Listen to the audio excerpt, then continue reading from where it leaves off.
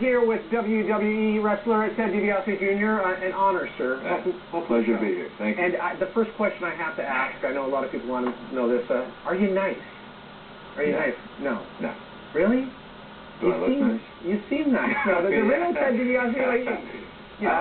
I guess so. You know, I have my moments. I think I have more bad moments in the ring. You know, something happens when I walk through that curtain. It's just...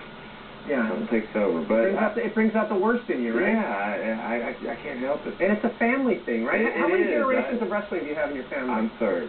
Yeah? Yeah, there's myself, and then my father, Ted DiBiase, the $1 Million Man, very well known, laid the path for many of us young guys coming up, and then Iron Mike DiBiase was my grandfather, and then what a lot of people don't know is my grandmother as well was a wrestler. Check and recheck. Grandma was a wrestler. Grandma was a wrestler. Yeah.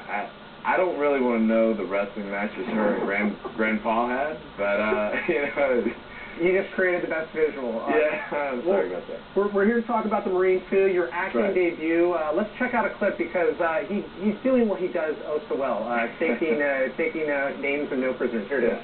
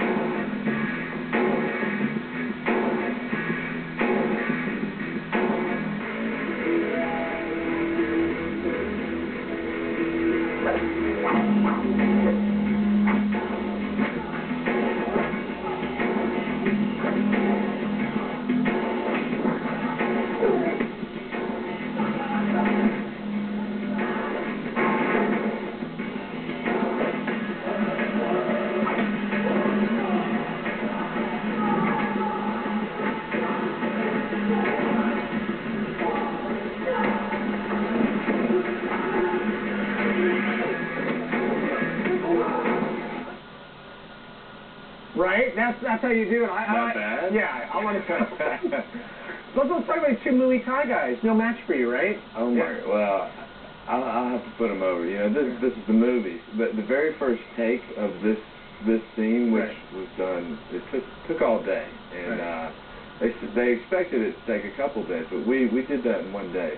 But the very first take, because I told these guys, I said, look, I got WWE fans.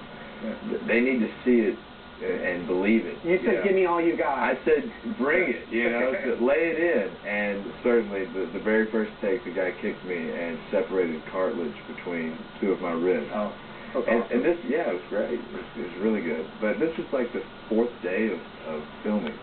So I had the rest of the movie, and I still have many more fight scenes to do. And you can't tell from which leads me into the acting, because this was your acting debut. Yes. Were you more worried about the acting versus the fight scenes? Because I imagine the fight scenes you're used to, right? Yeah. The fight scenes came very natural. It is different because this is very choreographed. You know, it's like dancing. It's 1, 2, 3, ABC. And what's fun, you know, a lot of people, they have a misconception that that's what WWE is. When it's not. You know, what we go on is, you know, yes, it is sports entertainment, and it is a show. We do have storylines, but a lot of what we do in that ring is based on feel and crowd reaction and crowd response, and it's dancing, but it's almost like freestyle. Well, speaking of storyline, let's get into it. Everyone, the success of Marine 1, you know, the first Marine film. Marine 2, talk about the storyline without spoiling it too much. Yeah. With the Marine 2? Yeah. Well, it's great. You know, in the first Marine 1, starring John Cena, did a great job. He did a good job, but he was only able to save his wife. Right. You know, see, so what do you say? I saved an entire resort, you know, not just my wife, but tons of hostages at the same time. So the pressure was on, but I wanted the pressure because I'm tired of this guy, you know, with 20-inch arms, and he's always bragging. I showed him up. But it's about an off-duty Marine, and he finds himself in a unique situation where he's forced to use military expertise and survival skills to save the day. It's a pretty cool film. It's set in a beautiful resort in Thailand. And then I guess I have to ask you the obvious question. Can we expect that maybe Dwayne "The Rock" Johnson kind of fall in the footsteps now that you got acting under your belt? I would love to. That guy, he's done a great job.